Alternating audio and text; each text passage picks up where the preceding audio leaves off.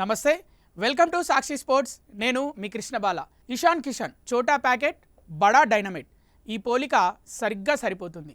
చూడ్డానికి అంతుంటాడు, కొడితేనే ఎక్కడో పడుతుంది. ముఖ్యంగా ఈ చోటా ప్యాకెట్ ఇటీవల ఇరగదీస్తున్నాడు. బీభత్సమైన ఫామ్తో బౌలర్లకు చుక్కలు చూపిస్తున్నాడు. దీనికి ముందు అతని పరిస్థితి ఇంకోలా ఉండేది. ఒకానొక సమయంలో అసలు మళ్ళీ అతను తిరిగి టీమిండియాలోకి అడుగు పెడతాడా అనే డౌట్ వచ్చేసింది. అటువంటి పరిస్థితి నుంచి ఇప్పుడు జట్టులో గమ్మేసుకొని కూర్చునేలా ఉన్నాడు అనే పరిస్థితికి వచ్చింది. వాస్తవానికి టీ20 ప్రపంచ కప్ మొదలవడానికి 2 నెలల ముందు టీమిండియా ఛాయల్లో కూడా లేడు ఇషాన్. 2 ఏళ్లకు పైగా ఏ ఫార్మాట్లోనూ భారత్కు ఆడని అతను ప్రపంచ కప్లో ఆడతాడని అప్పటికి ఎవ్వరూ ఊహించలేదు. కానీ ముస్తాక్ అలీ టోర్నీలో అదరగొట్టడంతో అతన్ని బ్యాకప్ వికెట్ కీపర్గా న్యూజిలాండ్ సిరీస్ టీ20 వరల్డ్ కప్కు సెలెక్ట్ చేశారు. అప్పటికే జితేష్ టీంలో ఉన్నప్పటికీ ఒకవేళ సంజు గాయపడితే అతడికి బ్యాకప్గా టాప్ ఆర్డర్లో ఆడే బ్యాటరే కావాలని ఇషాన్ను ఎంచుకున్నారు సెలెక్టర్లు. కానీ తిలక్ వర్మ శస్త్రచికిత్సతో కివీస్ సిరీస్కు దూరం కావడం ఇషాన్కు వరమైంది. తుది జట్టులోకి వచ్చాడు. కివీస్తో సిరీస్లో సెంచరీ కొట్టడంతో పాటు నిలకడగా రాణించడంతో ప్రపంచ కప్కు ఇతనే ఫస్ట్ ప్రయారిటీ వికెట్ కీపర్ అయిపోయాడు. వరుస వైఫల్యాలతో సంజు పక్కకు వెళ్ళిపోయాడు. ఇప్పుడు పాక్పై చిరస్మరణీయ ఇన్నింగ్స్తో జాతీయ హీరోగా అవతరించాడు ఇషాన్. వాస్తవానికి ఏడాదిగా భారత టీ20 జట్టులో అభిషేక్ శర్మనే అతిపెద్ద స్టార్. పాక్తో పోరు ముంగిట కూడా అతడి మీదే అందరి దృష్టి నిలిచింది. భారీ అంచనాలను తలకిందులు చేస్తూ డకౌట్ అయిపోవడంతో జట్టు తీవ్ర ఒత్తిడిలో పడింది. ఈ స్థితిలో ఇషాన్ ఆడిన ఇన్నింగ్స్ భారత అభిమానుల మనసుల్లో చాన్నాళ్ల పాటు నిలిచిపోతుందనడంలో సందేహం లేదు. వాస్తవానికి 2023లో టీమిండియా నుంచి దారుణమైన పరిస్థితుల్లో ఇషాన్ కిషన్ బయటకు వెళ్లిపోయాడు.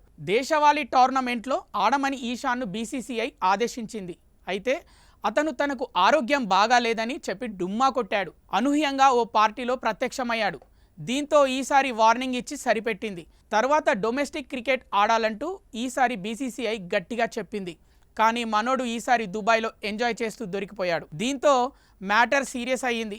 బీసీసీఐ ఏకంగా సెంట్రల్ కాంట్రాక్ట్ నుంచే ఇషాన్ కిషన్ను బయటికి గెంటేసింది. ఈ అవమానంతో మనోడు కుంగిపోయాడు. అలా అని ఏడుస్తూ కూర్చోలేదు. బీసీసీఐ రియాక్షన్కు షాక్ తిన్న ఇషాన్ ఈసారి మాత్రం సీరియస్గా తీసుకున్నాడు.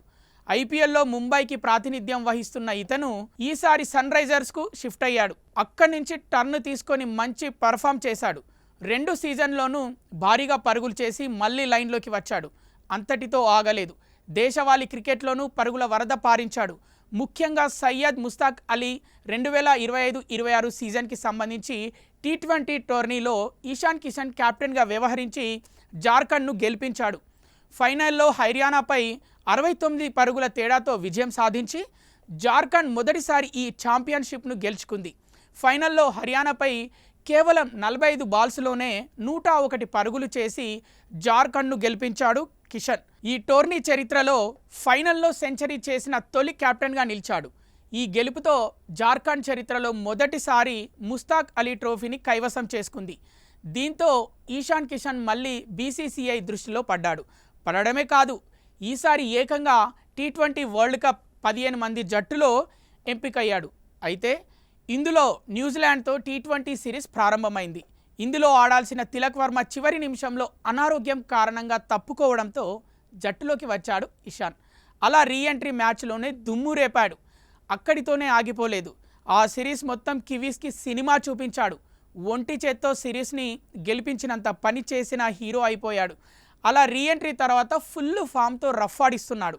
టీ20 వరల్డ్ కప్లోనూ తన విధ్వంసంతో ప్రత్యర్థులకు చుక్కలు చూపిస్తున్నాడు. పొట్టి ఫార్మాట్ టాప్ హీరో అభిషేక్ 2 మ్యాచ్లలో డకౌట్ అయితే మనోడు 2 మ్యాచ్లలో 2 హాఫ్ సెంచరీలు చేసి అదరగొట్టాడు.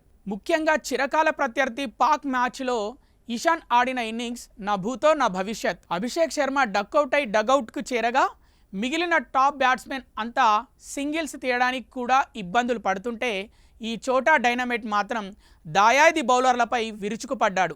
అన్ని వైపులా షాట్లు కొడుతూ కేవలం 27 బంతుల్లో 77 పరుగులు చేసి టాప్ స్కోరర్గా నిలిచాడు. టీమిండియాను గెలిపించాడు. ఇలా 2 నెలల వ్యవధిలో తన కెరీర్ ఊహించని మలుపు తిరిగింది.